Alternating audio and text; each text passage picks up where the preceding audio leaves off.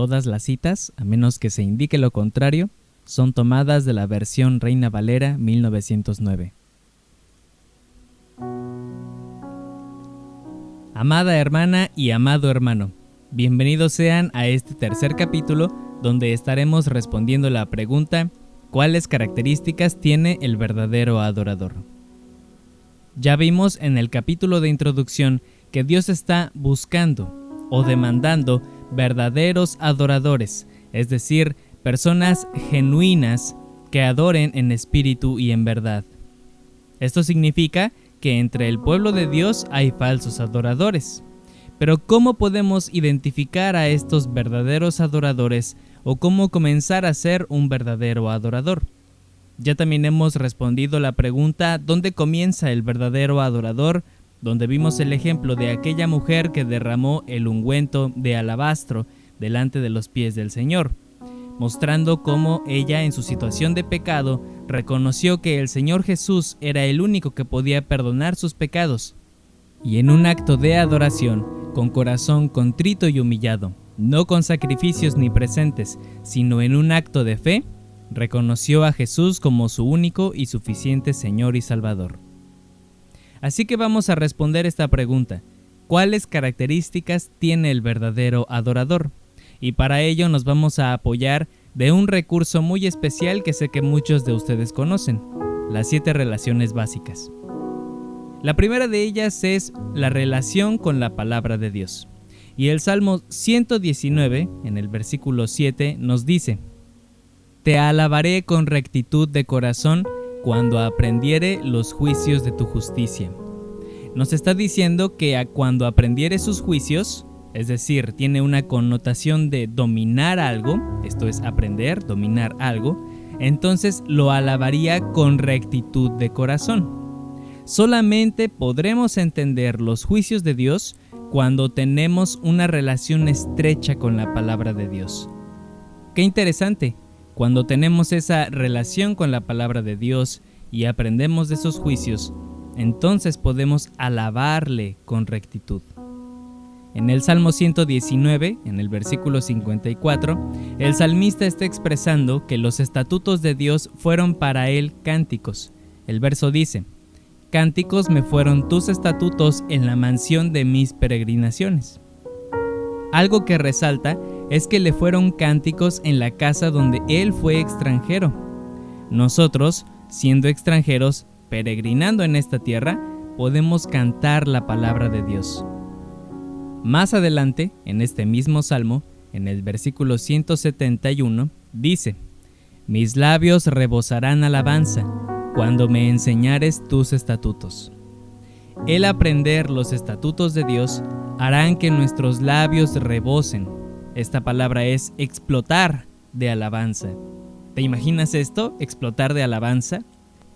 Bueno, pues esto solamente sucederá cuando tengamos una relación estrecha con la palabra de Dios, cuando seamos enseñados en sus juicios, en sus estatutos.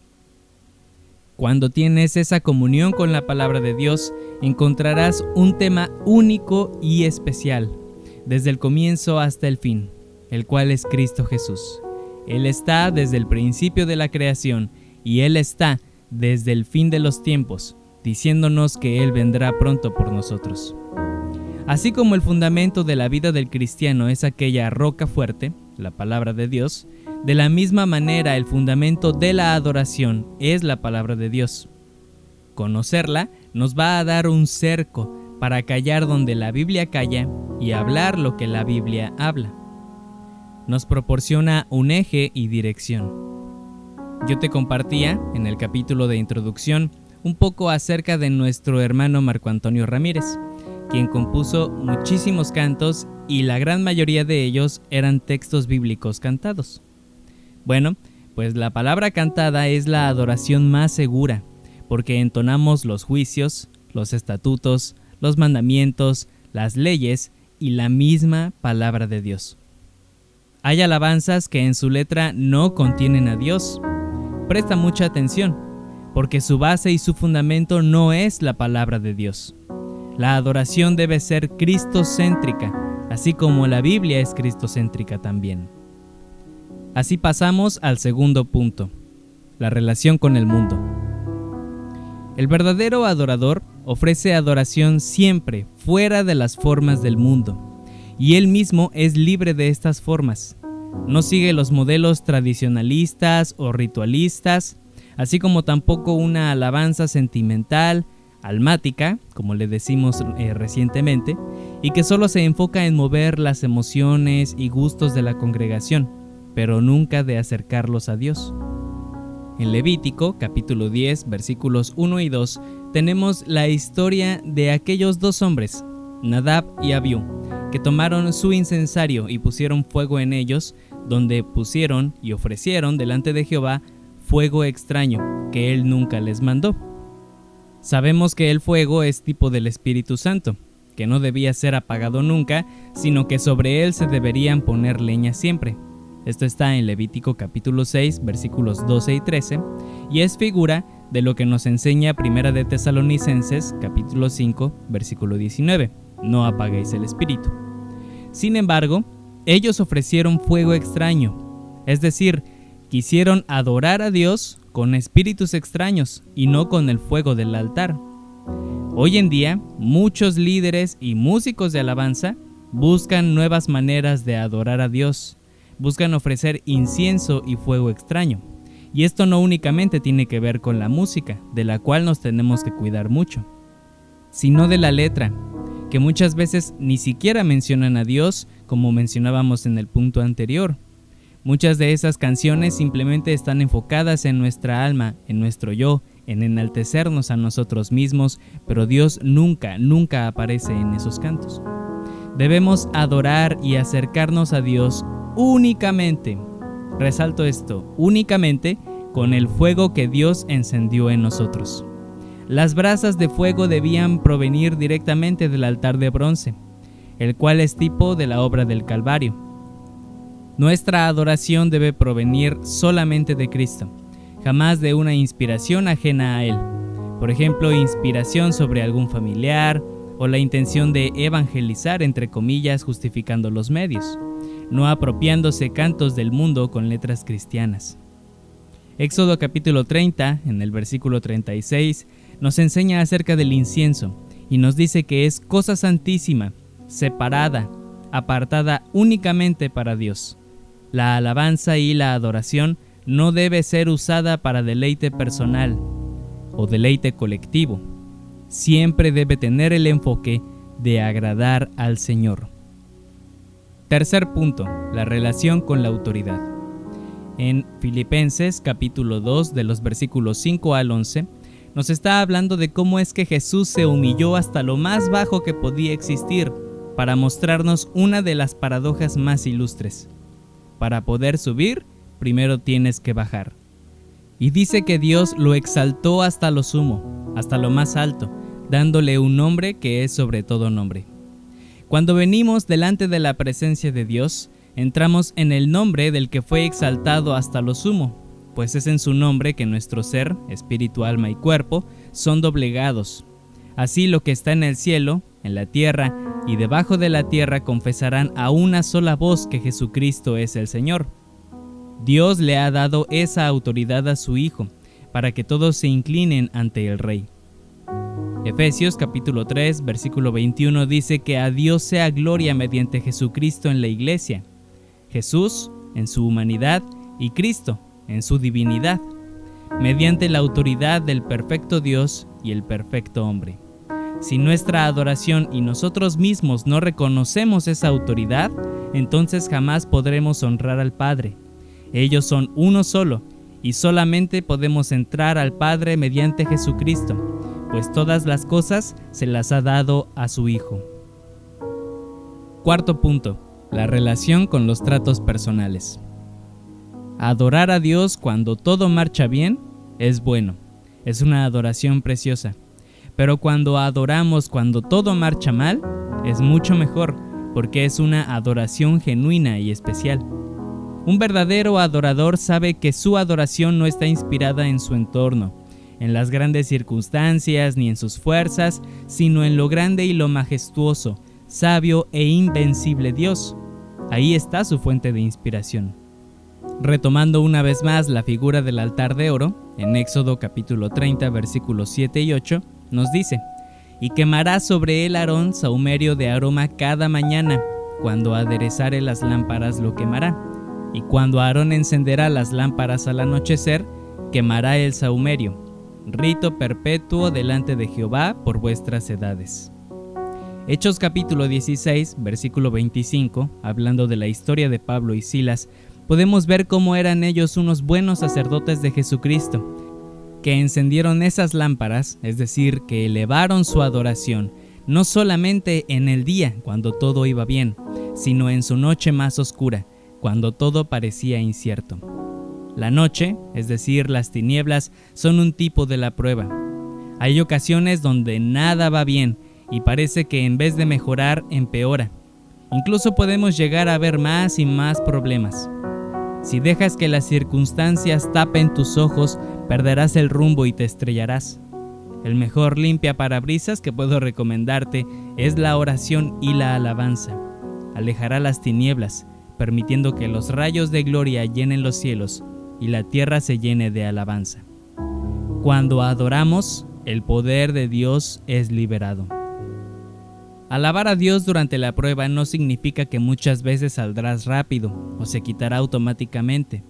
Adorar a Dios durante la prueba significa que la atravesarás con gozo, mirando la gloria del unigénito de Dios, puestos los ojos en Jesús, y cuando llegues a la otra orilla tendrás un canto de victoria, como el pueblo de Israel cuando cruzó el mar Bermejo y vio a sus enemigos en lo profundo de la mar, en Éxodo capítulo 15, versículos del 1 al 3, donde pudieron levantar este cántico hermoso al Señor, diciendo: «Cantaré yo a Jehová porque se ha magnificado grandemente, echando en la mar al caballo y al que en él subía. Jehová es mi fortaleza y mi canción, y hame sido por salud. Este es mi Dios, y a este engrandeceré. Dios de mi Padre, y a este ensalzaré. Jehová, varón de guerra, Jehová es su nombre». Vamos con un punto más.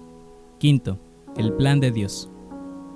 Su plan siempre ha sido que en sus hijos sea cumplida su voluntad.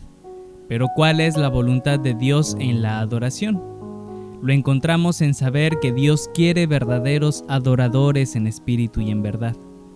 No hay nada más que agregar a estas dos grandes potencias, dos columnas sobre las cuales está sostenida la adoración. Hoy en día mucha música cristiana no tiene como sostén estas dos verdades. Al contrario, han llegado a sustituir el espíritu y la verdad por ritmos más movidos o letras poéticas o melodías que cautiven el oído humano, pero no con el espíritu y la verdad. Colosenses capítulo 3, versículo 16, podemos encontrar esa primera columna. En la versión 1960, el apóstol Pablo nos está diciendo que la palabra more, pero en la versión 1909 dice que habite, o en el original que significa resida en nosotros, es decir, que viva dentro de nosotros, pero que viva en abundancia. En Efesios capítulo 5, versículo 18 y 19, nos está dando esta segunda columna de la alabanza. Ahora la exhortación es que seamos llenos, pero del Espíritu Santo, en plenitud. ¿Cómo seremos llenos de la palabra y del Espíritu? Es la consecuencia de cantar salmos, himnos y cánticos espirituales.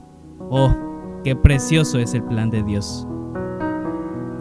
El sexto punto es la relación con Dios mismo. Y para esto quisiera ponerte una analogía.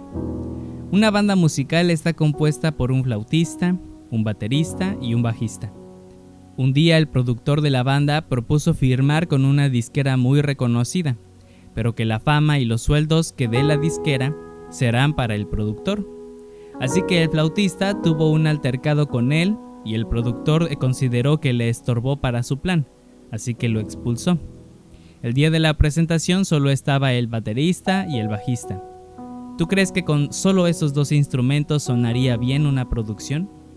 Es inaudito querer sacar al Espíritu Santo, a Jesucristo o al Padre de la adoración. Los tres en uno son parte indispensable de nuestra adoración.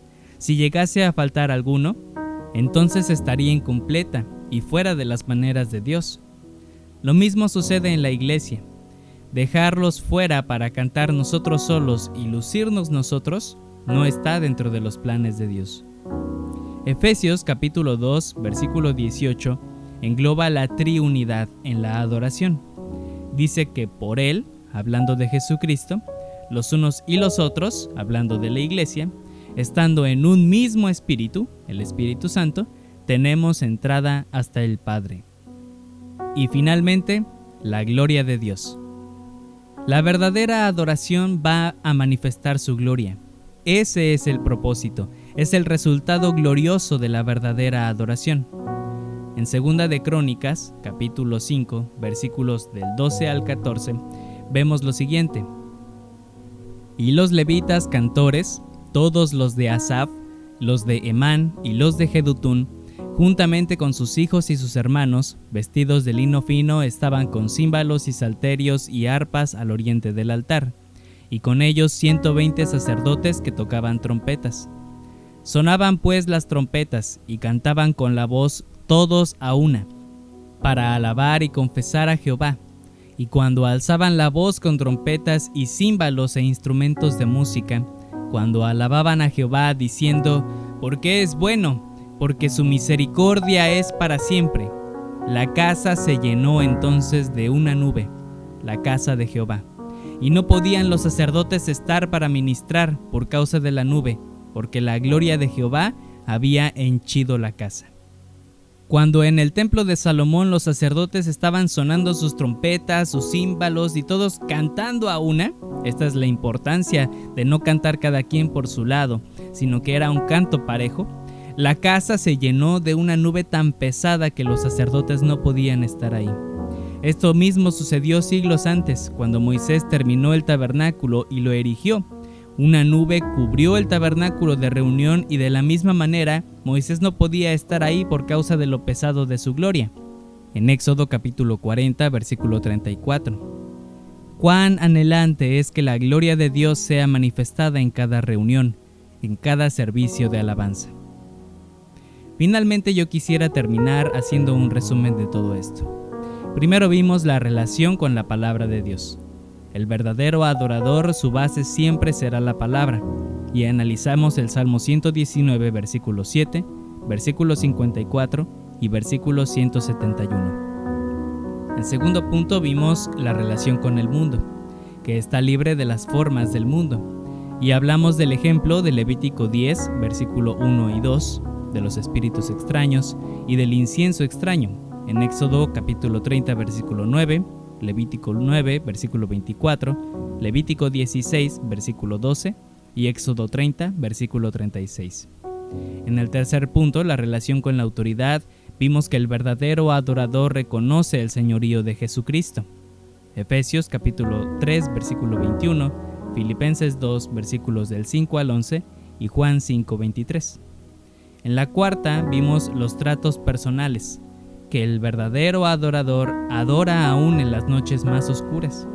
Éxodo 30, versículos 7 y 8, Hechos 16, verso 25, y hablamos que la noche significan las tinieblas, que es tipo de la prueba. En un quinto punto vimos la relación con el plan de Dios, que un verdadero adorador se alinea a esta voluntad. Colosenses 3:16 y Efesios 5:18 y 19 nos enseñan que la verdadera adoración debe ser en espíritu y en verdad. En la sexta relación, la relación con Dios mismo, vimos que el verdadero adorador opera bajo la triunidad de Dios. Efesios 2, versículo 18.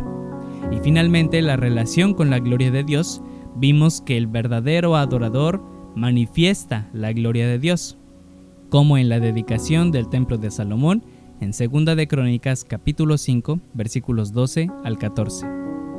Dios no está buscando talentos, ni formas, ni tradiciones, sino personas, adoradores verdaderos que le adoren con lo más íntimo de su ser, no con lo que aprendieron culturalmente o copiaron emocionalmente, sino como una verdadera criatura que vive para adorar a Dios en todo lo que hace. Y yo quisiera dejártelo en una sola palabra: el carácter del verdadero adorador. C. Cristocéntrico. A. Amor por la palabra. R. Redención en las pruebas. A. Alejamiento del mundo. C. Confianza en la autoridad de Cristo. T. Triunidad presente. E. En espíritu y en verdad. Y R. Resplandece la gloria de Dios. Esto nos enseña la prueba del verdadero adorador, siguiendo los principios y los mandatos de Dios. Hemos llegado al final de este capítulo. Recuerda que en la descripción de este video podrás encontrar el bosquejo de este capítulo. Y tu primera tarea será escribir en mínimo 4 líneas y máximo 8 un resumen de este episodio. Y tu segunda tarea será responder la pregunta: ¿qué es lo que te impulsa a adorar al Señor? Pregunta que estaremos respondiendo en el siguiente episodio.